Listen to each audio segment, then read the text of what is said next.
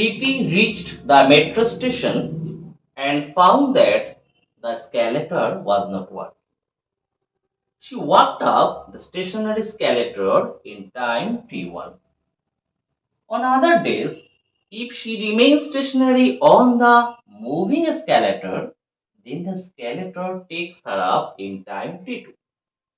The time taken by her to walk up on the moving escalator will be option A T1 T2 by T2 minus T1, option B T1 T2 by T2 plus T1, option C T1 minus T2, and option D T1 plus T2 by 2. তো question বলছে PT reach the metro station, PT metro স্টেশনে গেল, found that the escalator was not working, escalator কাজ করছে না। তো she walked up the stationary escalator in time t1. তো সে কি করলো, এবার ওই যে স্থির যে স্ক্যালেটর আছে সেখান থেকে হাঁটতে শুরু করলো এবং পৌঁছালো কত টাইমে, t1 time. On other days, অন্য একটা দিনে, if she remains stationary on the moving escalator, then the escalator takes her up in time t2.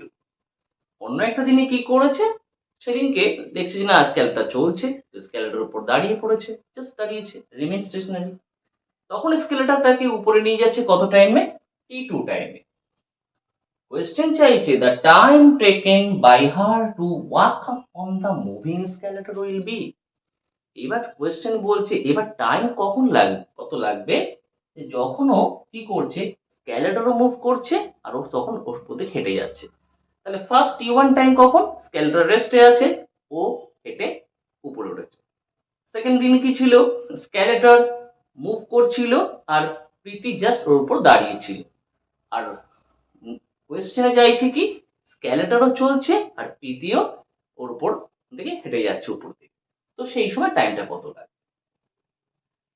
আচ্ছা, উপরে যে উঠছে ডিস্টেন্স তো প্রত্যেকটা জিনিস সেম আছে, ডিস্টেন্স ধরে নিলাম ডি। তো ফার্স্ট দিনের কেসে যখন স্কেলেটর মুভ করছিল না, স্টেশনারি কন্ডিশনে ছিল, সেই দিনে টাইম লেগেছে কত, t1। তো আমরা জানি টাইম ইকুয়াল টু কি হয়, টাইম ইকুয়াল টু, দেখো s ইকুয়াল টু vt, এই ইকুয়েশন থেকে আমরা বলতে পারি টাইম ইকুয়াল টু কি হবে, ডিসটেন্স বাই ভেলোসিটি। তো ফার্স্ট দিনের ডিসটেন্সটা আছে d আর pt এর ভেলোসিটি ধরে নিলাম v1। আচ্ছা, সেকেন্ড দিনের কেস, মানে আদার দিনের যে কেসটা, সেদিনকে কি আছে, টাইম লেগেছে t2, ডিসটেন্স তো d আছে, সেদিনকে কিন্তু প্রীতি হাঁটছিল না, সেদিনকে স্কেলেটর মুভ করছিল, তো স্কেলেটরের ভেলোসিটি ধরে নিলাম v2। আচ্ছা, কোয়েশ্চেন যেটা চাই যে সেদিনকে কি, প্রীতি মুভিং স্কেলেটরে হাঁটছে, তাহলে প্রীতির আজকের ভেলোসিটিটা কি আসবে, উইথ রেসপেক্ট টু গ্রাউন্ডে, যদি রেসপেক্ট টু গ্রাউন্ডে আসি তাহলে কিন্তু এখন কি আসবে, এখন যে ভেলোসিটি থাকবে সেটা কিন্তু প্রীতি যে হাঁটছে সেই ভেলোসিটিও থাকবে আর স্কেলেটরের ভেলোসিটিটাও থাকবে। তার মানে এখন আমাদের ভেলোসিটি যেটা থাকছে উইথ রেসপেক্ট টু গ্রাউন্ড, সেটা হবে v equal to v1 plus v2। তাহলে এখন এই ভেলোসিটি নিয়ে প্রীতি উপর উঠছে। আচ্ছা, এবার এই ভেলোসিটি ইকুয়াল টু কি, ডিসটেন্স বাই টাইম, তাহলে v ইকুয়াল টু আমরা লিখতে পারি d বাই t। আর এই v1 এর ভ্যালু কত ছিল, এখান থেকে আমরা v1 এর ভ্যালু বার করতে পারবো। তো v1 ইকুয়াল টু কি আসবে, v1 ইকুয়াল টু আসবে d বাই t1। আর এখান থেকে আমরা v2 ও বার করতে পারবো। তো v2 ইকুয়াল টু কত পাবো, d বাই t2। তাহলে v1 means d by t1 R v2 হচ্ছে d বাই t2। d গুলো সব কমন নিয়ে কেটে গেল, তাকে পড়ে থাকছে 1 by t equal to 1 by t1 plus 1 by t2।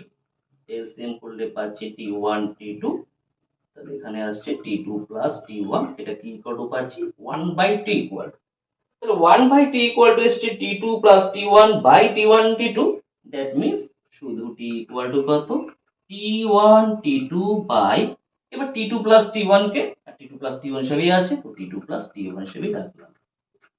তাহলে টাইম কত লাগছে, t1 t2 by t2 plus t1, এটা কোথায় আছে? অপশন বি তে। That means option B is the correct answer.